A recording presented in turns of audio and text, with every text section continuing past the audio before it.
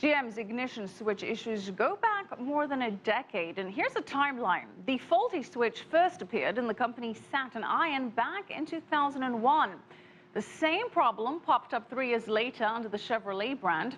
Now, there was talk of fixing the problem in early 2005, but the solution was dismissed as too expensive and too time-consuming. Instead, GM sent a safety warning for car dealerships to pass on to customers. The U.S. government's Office of Defects launched investigations in 2007 and 2010. Both turned up inconclusive.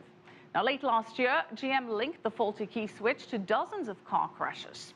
Now, to help us look under the hood of the GM recall scandal, we're joined by automotive expert Lauren Fix, also known as the Car Coach. Lauren, good to have you on the show. Thank you for having me. So, Lauren, with the admission by GM in front of Congress of wrongdoing and the firings announced today and the internal investigation, do you think that GM COO Mary Barra has now done enough? What do you make of her response? Well, I think that her response was very sincere, and she truly is upset about the situation. But as far as the overall picture of General Motors, I think that there still is more that needs to be done.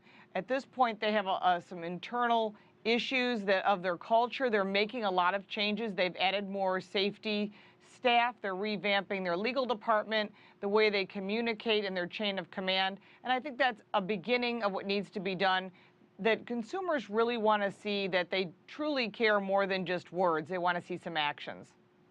Now, that's what GM can be doing, but what about the federal government? Last month, GM paid a $35 million fine. That's the largest ever assessed by the National Highway Traffic Safety Administration for failing to report the problems quickly enough.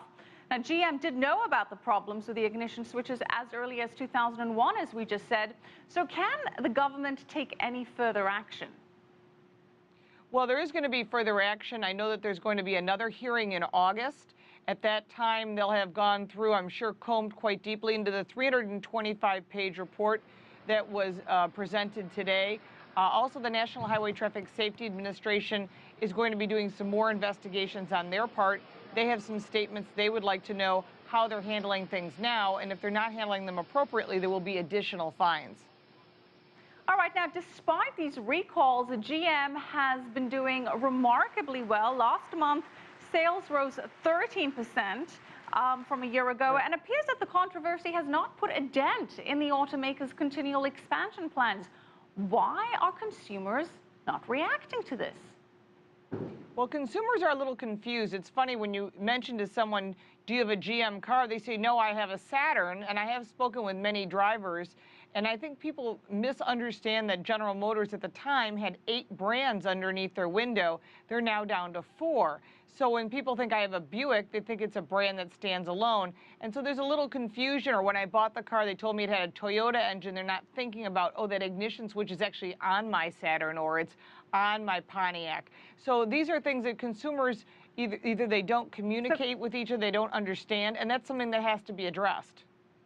So consumers don't realize that they're buying GM cars? Do you then expect a delayed impact on sales when consumers do actually finally register that about 15.8 million vehicles globally have been recalled? Yes, actually, what's very interesting is they will eventually realize that because of the television, the internet. I mean, there's been plenty of coverage on this. In addition, the bulk of General Motors sales and profits do come from China. And that's an important factor to know, that GM sells more Buicks in China than they even sell in the United States in total.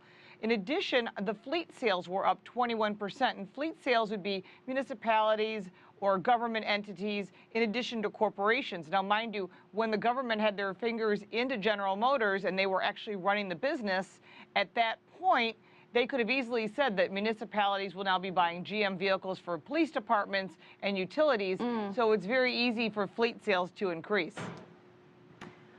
Even if the recall so far hasn't been hurting sales, the fines, the claims, the lawsuit settlements, how much of an impact are they going to have on the company's financial turnaround, do you think?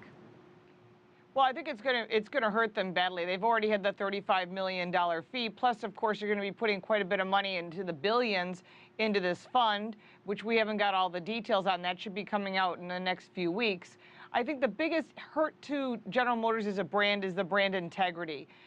Consumers that love GM may be hesitant about going back to purchasing another one of their vehicles, and those people that thought it was a really good deal may go look at other brands, and you will never get them back. So overall, it has put a hurt on General Motors brands, all four of the ones that still exist. And globally, because they're under so many different brand names, it may not have as much of a financial impact as it does here in the U.S. All right, lots to follow. Thank you so much for your insight, Lauren Fix, also known as the Car Coach.